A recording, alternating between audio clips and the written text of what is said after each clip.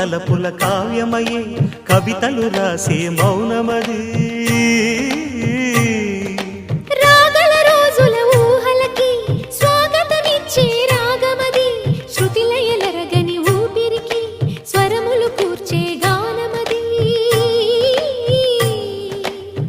ఋతువుల రంగులు మార్చేది కల్పన కలిగిన మది భావం బ్రతుకును పాటగా మలిచేది మనసున కదిలిన మృదునా